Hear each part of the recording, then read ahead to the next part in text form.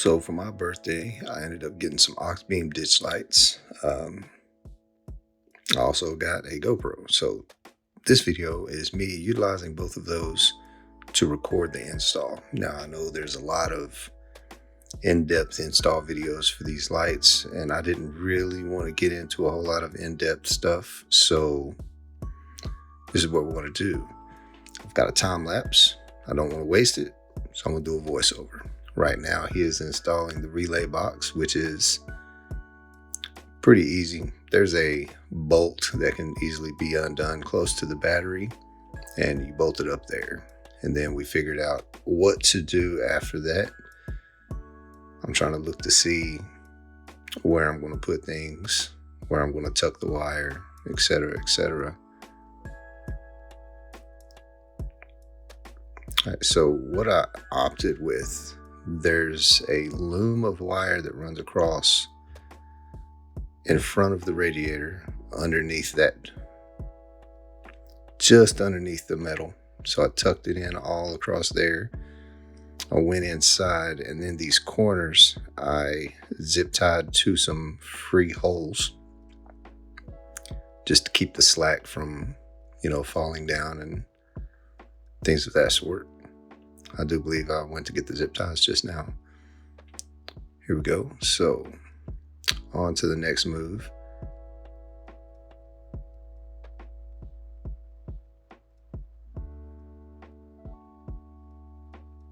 That was a little tricky.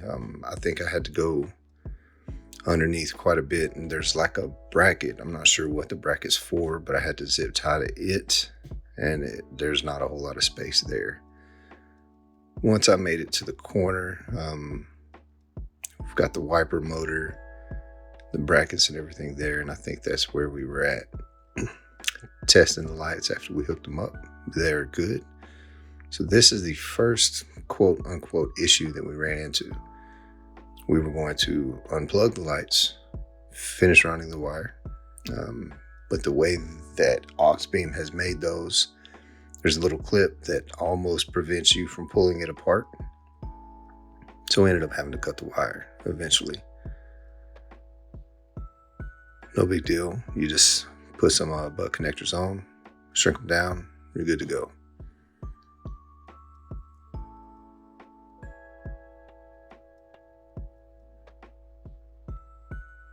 This is me taking a time out to do an Instagram story and look at my GoPro.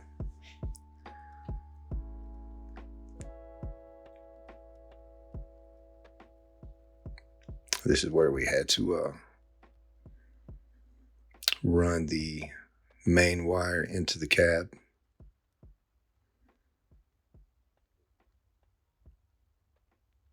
The trick that we've done with this on two vehicles now is we use a coat hanger, and we will push a coat hanger through, tape the harness to the coat hanger, and then pull it through. On this particular vehicle, the boot is made very securely, so we had to make a separate hole on the edge of the boot beside the main wiring harness to push that through. Really wasn't that difficult. A lot easier than I thought, but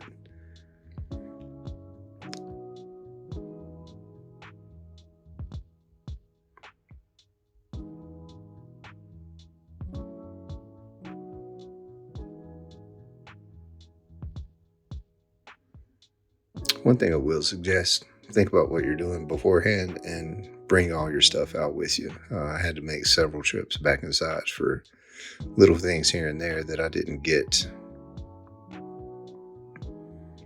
Those are my mounts to mount them to my hood. I'm trying to get those adjusted to install these. Now, what I will say, when you install these, make sure, so I didn't go with the traditional mount that you take your hood off and the bracket goes underneath the hinge and comes up. I didn't do all that. I like a lower profile setup, so I went with the clamp style mounts that I bought for Clayton's 4th gen. And when you put these on, you need to watch what you're doing and don't do what I did.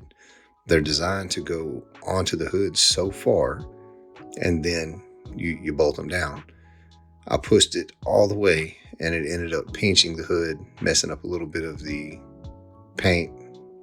Not that big a deal, but just watch what you're doing with that one.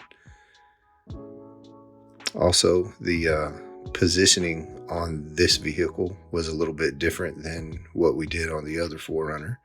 The curve is a little more evident on the edges of this hood, so I couldn't push the brackets all the way out to the edge of the hood.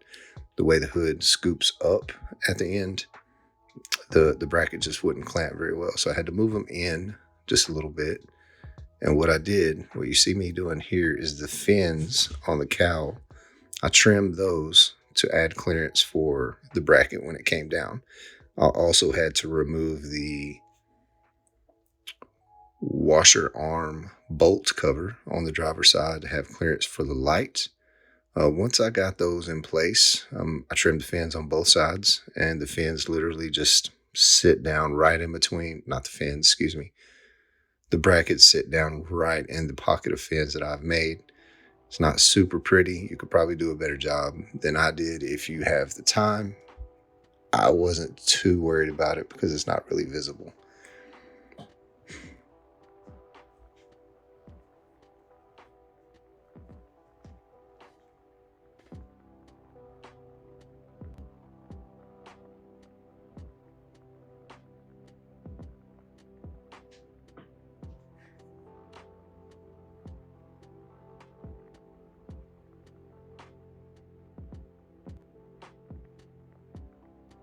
These little brackets can be a little bit trickier than the other kind just because they have the set screws on the bottom, screws on the top. You want to try to even everything out to make sure you're getting good pressure. All right, so we're bolting the lights on now.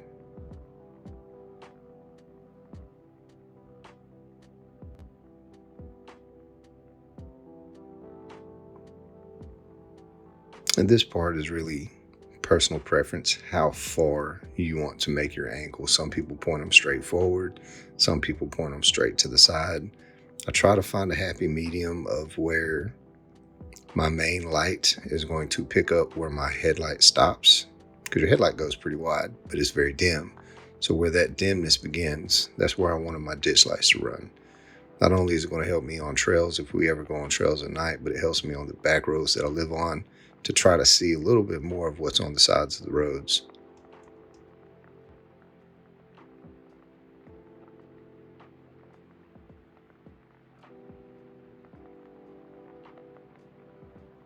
I tried to level them out the best I could, eyeballing it.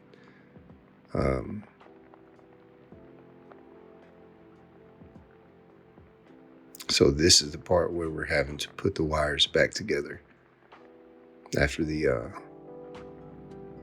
would not come loose the first time.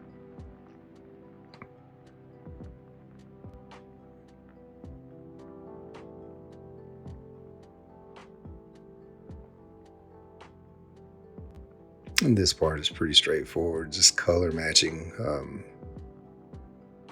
the wires pretty much throughout the whole thing, hooking it up to your battery, positive and negative, and that's it.